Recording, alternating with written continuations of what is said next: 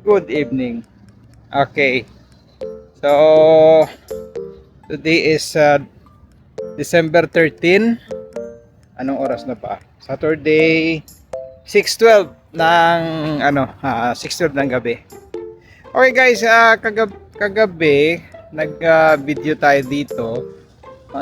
Same hour din. Ganitong oras din siya. Tapos gamit natin is yung DJI Osmo Nano, yung maliit nila ngayon. So nakasetting yun ng Super Night. Ito ngayon susubukan natin gamitin yung Pocket 3 na yung setting natin is low light. So compare natin kung maganda o kung anong pinagkaiba nila. So para may idea kayo sa mga bagong nanood, ngayon lang nanood dito, panoorin nyo muna yung isa, yung Nano, yung kahapon, then tsaka nyo ito panoorin pag na-upload. Kasi para ma-compare nyo kung quality ng video nila. So naka low light ako ngayon, low light setting ng Pocket 3. At parang wala akong napansin flicker. Pero tingnan natin. Malalaman natin yun. So tara, let's go. Kuha tayo ng footage para ma-compare natin, ano? Okay. So yun. At same na ruta lalakarin natin. Kaya let's go. Pero tingin ko siguro mas magandang kuha nito kahit low light. Low light ang tawag sa setting niya. Yung isa naman super night. So same pa rin lang siguro sila. Pero parang malaking pagkakaiba eh. Nagpi-flicker yung mga ilaw. Ito parang wala eh. Oh. Tingnan nyo. Okay. So let's see. Samahan nyo ako. At kayo nang bahala mag judge kung saan doon na mas maganda. So again, ang gamit natin is DJI Osmo Pocket 3. Yung setting is 4K by 30 frame per minute. Tapos yung naka low light tayo. Kaya let's go mga sir. Iano na natin. Pero parang mas maganda ang kuha talaga nito.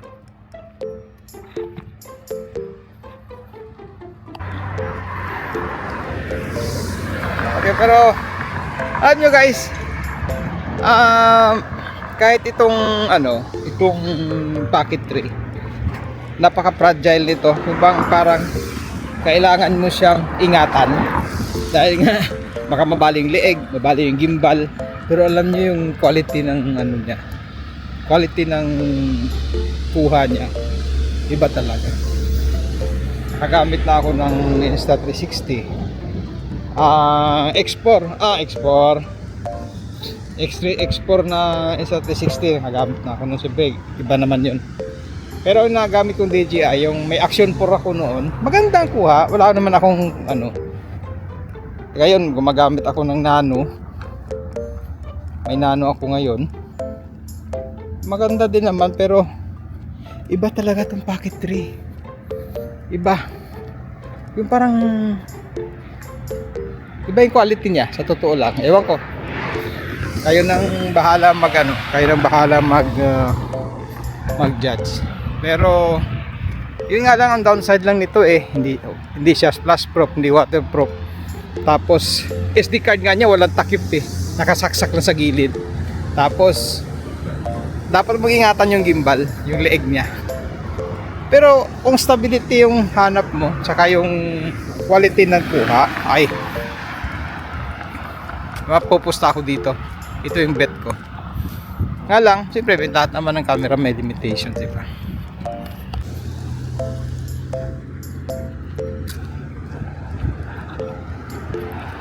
Okay, so yun nga mga sir, sabi ko lahat ng camera naman meron namang mga limitations.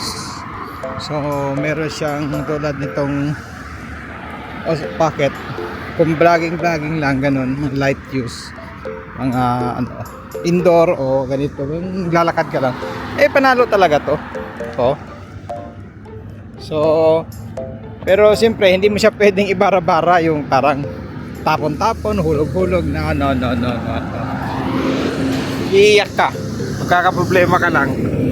So, ayun. Ito dinaanan natin kagabi.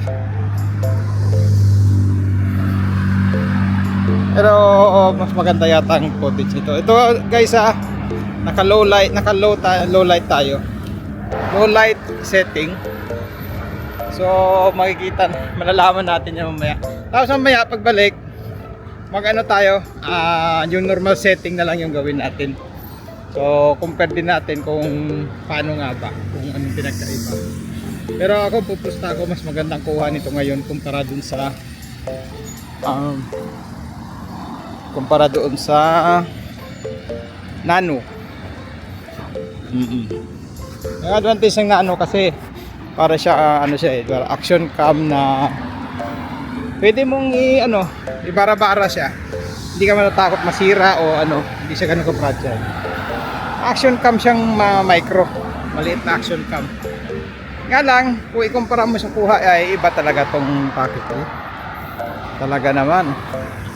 Para sa akin lang, ewan ko sa inyo. So, bahala na kayong mag-judge. So, tara, continue tayo. Tuloy natin.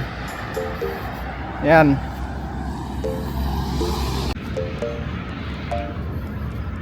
Okay, so tuloy natin yung pagbaano natin. At layo-layo na rin yung nalakad natin. So, yan guys, tara. Tingnan nyo, naka low light pa rin tayo ngayon. So tingnan natin kung ano yung rehistro sa mamaya.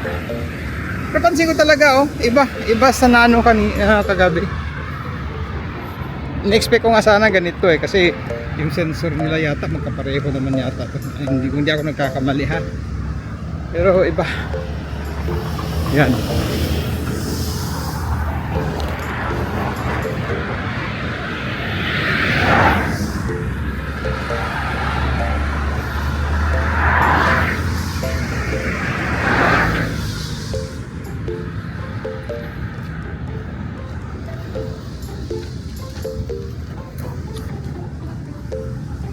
Tapos pabalik mamaya, mag-ano tayo, yung normal na video setting lang.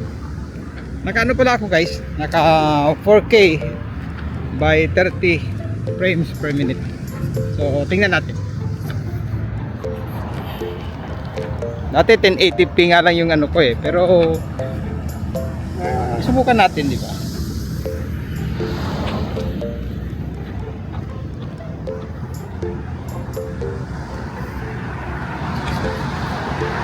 Ditong portion medyo madilim na.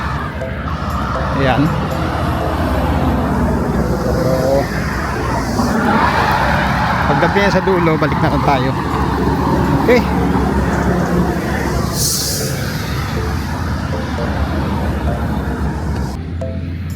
Okay. So okay guys. Ang setting natin ngayon is back tayo sa yung normal na video lang siya, hindi siya low light. So dito ngayon medyo madilim-dilim, pero yun nga, tingnan natin kung ano din, maganda rin yung kuha niya. So tingin ko maganda para pareho din siguro kasi normal na video so compensate naman ng yan ng camera.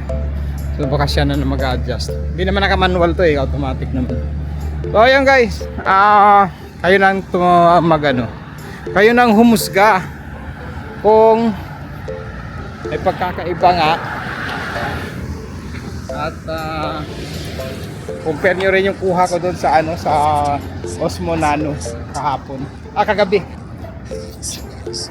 Iba talaga.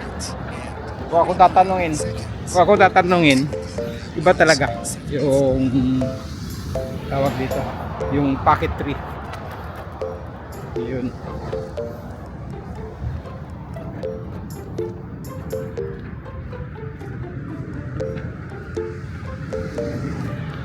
Nga lang yung talaga nito, dapat mo ingatan. Dapat mo siyang ingatan mga sir. Kung hindi, ang laki ng bayad magpaayos sa ano, paayos ka ng ito, ng camera sa DJI. Diwan ko dito sa Dubai kung meron dito ano, pero kaya tingin ko papadala mo pa to sa ano. Papadala pa to para ipaayos sa DJI mismo eh. Kung doon ka naman sa ano, doon ka naman sa Pilipinas, sa Makati daw, meron silang DJI ano doon, pero palaki din babayaran mo doon. Last na napanood ko 5,000 yata, nagloko yung kanyang screen. Ito maliit na LCD na pinipihit. Kaya dapat ingatan kahit pagpihit ng LCD, kailan dahan-dahan. Kung nagkataon yung unit mo may topak, iyak ka. So ayun, dasal-dasal na lang. Kaya ako bumili ng ano, Nano. Pang ano ko yun, pang ano ba, pang bara-bara, pang harabas ko yun na ano, kasi iniingatan ko tong pocket tray ko na hindi masira. Ang bala ko bala ko Action 5, Action 6 medyo mahal talaga, mahal din Action 6 na dito 2,000, pero Action 5 sana. Pero parang natitempt ako ng ano, kasi nga pareho naman ang sensor at ano din siya, maliit siya, hindi siya maliit yung footprint mo ba, I mean hindi ka mapansin ng tao, nagbablog ka ganun. So let's see, hindi natin ng chance si Nano. So para okay naman ako dun eh, nagamit ko sa work ko minsan pag wala kaming ano, nakatambay na kami, nagamit ko siya, okay naman, ganda naman siya. Yun nga sa ano lang sa gabi, low light. Tulad ng kagabi napansin ko, talagang may pagkakaiba na. Okay, so tara, tuloy tayo.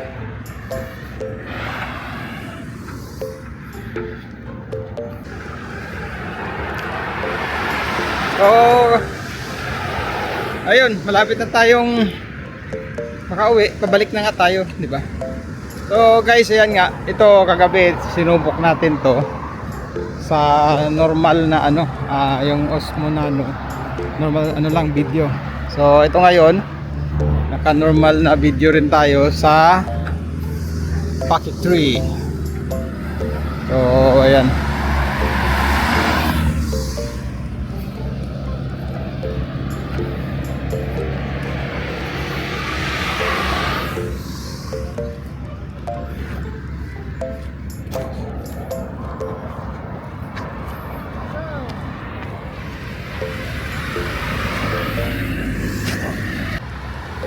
Okay, so yun nga mga sir, hanggang dito na lang siguro, medyo mahaba-haba na rin.